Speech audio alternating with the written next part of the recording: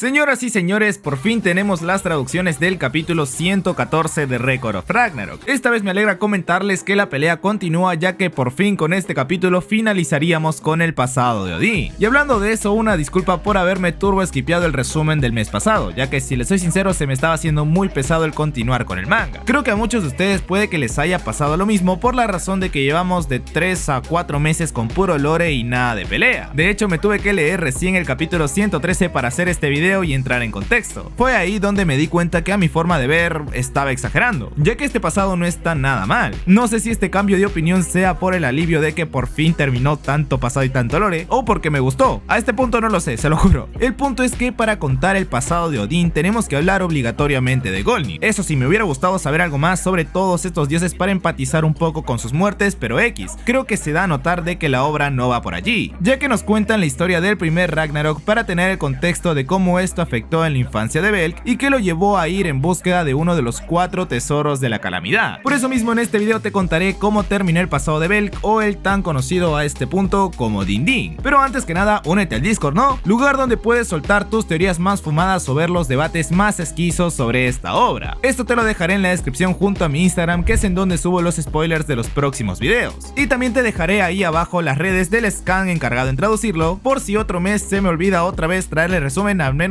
ya sabrán dónde ir a leerlo. Ahora sí, sin más dilatación, hablemos sobre el capítulo 114 de Record of Ragnarok. Como recordarán, por si lo leyeron por ahí o si se vieron otro resumen, en el capítulo pasado lo habíamos dejado con el asalto de los dioses primordiales al pueblo de Gólnir. Todo esto por culpa de Belk, quien sin querer había revelado su posición. El nuevo capítulo inicia mostrándonos la masacre del pueblo de Gólnir vuelto en llamas. Estos dioses apuntaban a cualquier cosa que se moviera a diestra y siniestra, mientras que el pequeño Belk solo podía ver impotente desde lo lejos la masacre de su gente. El caso es que este no pudo hacer mucho debido a la profunda herida que había recibido y supuestamente moriría, de no ser por el collar que llevaba, que empezaba a emanar una luz. El pueblo de Gólnir ni siquiera pudo ofrecer resistencia, fueron exterminados uno tras otro por el poder abrumador de los dioses primordiales, y eso que solamente eran 3. El caso es que lograron encontrar la posada de Ferdis, pero cuando habían llegado ya era demasiado tarde, así que solo se retiran, no sin antes decir que fue una gran suerte el no haber tenido que ver esta tragedia con sus propios ojos. Una vez reunidos los 3 confirmando la muerte de Ferdis, se deciden por darle el toque final a todo esto,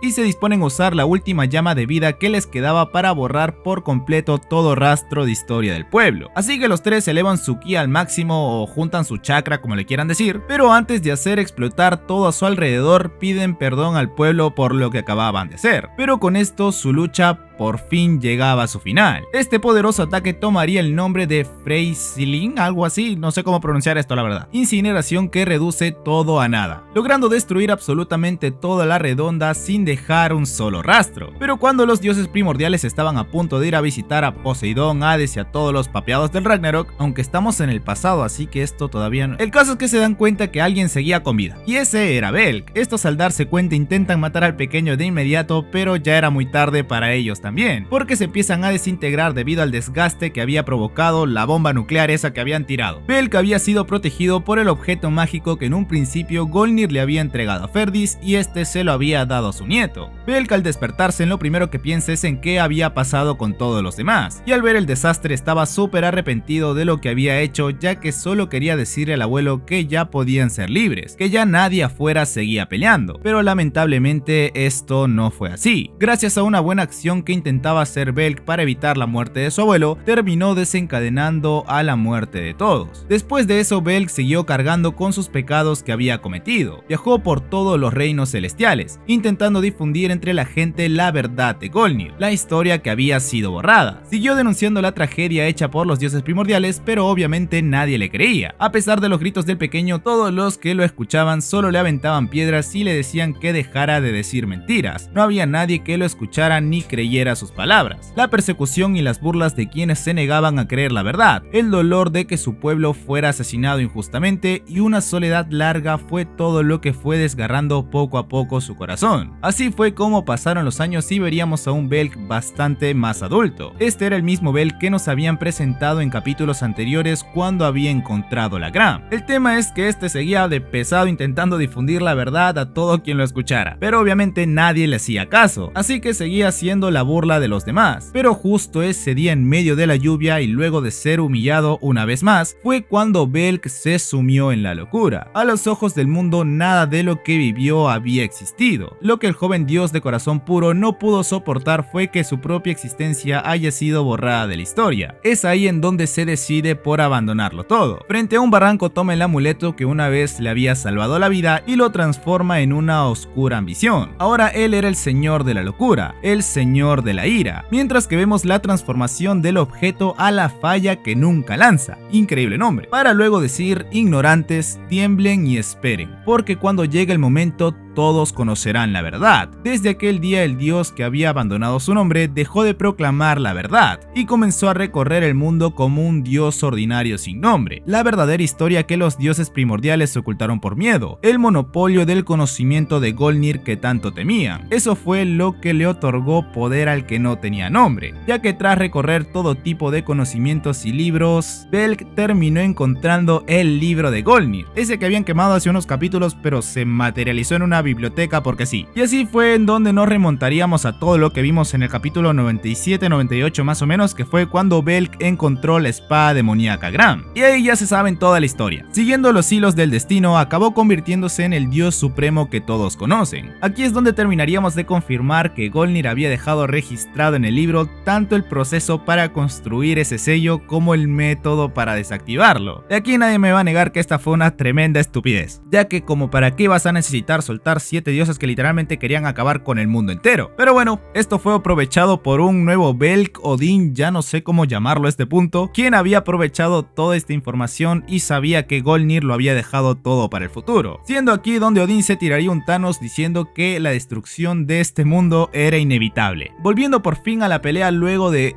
3 o 4 meses de lore, la verdad me contenté cuando llegamos a este punto, viendo a Odín empuñando la lanza que nunca falla, quien luego de hacer un conjuro super rancio en nórdico, la guía de las estrellas, ya hasta punto muy...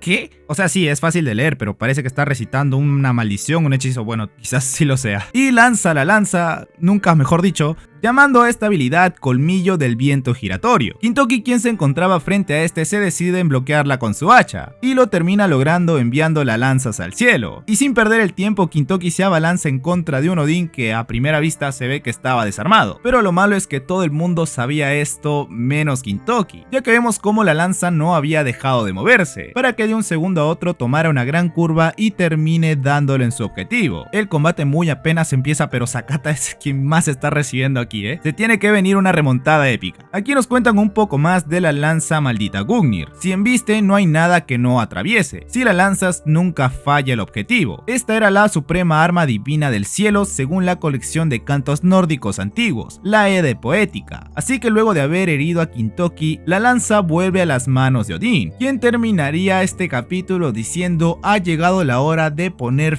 fin a toda esta historia. Simplemente épico. Primero que nada, tengo un montón de preguntas, ya que como les dije me tuve que leer el capítulo 113 más o menos para entrar en contexto de lo que había pasado aquí, y de curiosidad me remonté al capítulo 97, que es en donde nos hablan de todos estos acontecimientos, tanto como del Ragnarok como de Belk cuando fue a buscar los objetos malditos. El caso y la pregunta que quiero responder junto a todos ustedes es que este nuevo capítulo nos hace ver que Belk ya era malo antes de encontrar esta arma, ya que interpretación de muchos de nosotros, o al menos solo la mía, creíamos que había sido la gran la que había corrompido a Belk volviéndolo Odín, pero al parecer esto no había sido así. De hecho, no sé si me estoy adelantando mucho en decir las cosas, porque literalmente son las 12:30 de la noche aquí donde estoy y estoy grabando, pero lo que entiendo es que Belk nunca dejó de ser Belk, porque según palabras de Sigurd, Belk al obtener la espada mágica Gram, había adaptado la divinidad del dios creador, despertando el poder y sabiduría otorgada por esa divinidad. Así que el Odín original, por decir así, no había tomado su cuerpo, sino que realmente Belk es Belk. Vaya sorpresa, ¿no? La verdad les recomendaría bastante leerse el capítulo 97 una vez más que nada para entrar mucho más en contexto sobre este pasado. Y me atrevería a decir, como lo dije en un principio del video, que si juntamos todo el cuadro y no criticamos solo un lienzo, por decir así, realmente el pasado de Odín no estuvo nada mal. Yo entiendo que el lore en un manga de torneos como que es algo más secundario, ¿no? Pero quieras o no, estamos leyendo Record of Ragnarok, acá hay mitología hasta por donde no quieres que haya. Así que tarde o temprano tendrán que darle una explicación a cómo surgió el torneo, cuáles fueron las previas, las motivaciones de cada uno, aunque no voy a negar que se hizo obviamente muy pesado que sean 4 capítulos seguidos de pura historia, ya que el verdadero problema es que si estos capítulos fueran semanales pues no pasa nada, te esperas un par de semanas y ya está. Pero Record of Ragnarok nos trae capítulos cada mes y ese es el mayor problema que tiene esta obra, porque si no nos gusta un capítulo no nos queda más que quedarnos callados y esperar otro mes para ver qué tal. Y si te hablo de que si no te gusta una pelea y tienes que esperar a la próxima, pues es un año casi. En conclusión, me gustó el pasado, no me gustó el tiempo de espera. Y eso sería todo por hoy. Pero antes de irme quiero mandarle un gran saludo a los miembros del canal. Un abrazo enorme para L, que tiene el rango de peleador del Ragnarok, junto a Jennifer Pineda y a la jefa Margie, que ahora que lo estaba revisando así de curiosidad veo que él es quien lleva más tiempo con un total de 5 meses, increíble. También quiero saludar a Steven Oficial y a Yo Soy Rosidelia, quienes tienen el rango de héroe representante, que ya mañana traigo el video de Raikyo, lo siento por la demora, lo siento, en serio, mañana sale. Y por último a la fan de Corona, a Luis Olmos, a Toby MC y a Eduardo González, quienes tienen el rango de creador de cuentos. Muchas gracias a todos en conjunto y a todos los que ven los videos, porque si no fuera por ustedes pues no subo videos, así de simple. Sin más señores, me voy a terminar de editar este video porque son las 12:30 de la noche y ya se me está haciendo súper tarde. Nos vemos mañana con Reikyo Sensei. Chao chao.